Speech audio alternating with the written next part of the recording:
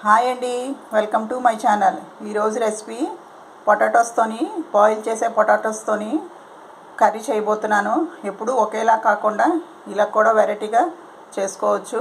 First potatoes boil చేసి తొక్క తీసుకొని ఇలాగ మెత్తగా మనం చేసుకోవాలి. స్మాషర్తో కానీ హ్యాండ్తో కానీ ఇలా మెత్తగా చేసుకోవాలి.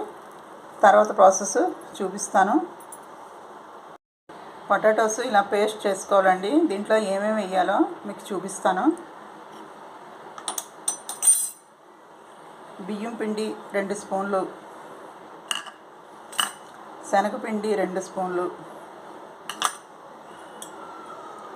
కారం 1 స్పూను, సాల్ట్ తగినంత, అలాగే కసూరి మెంతి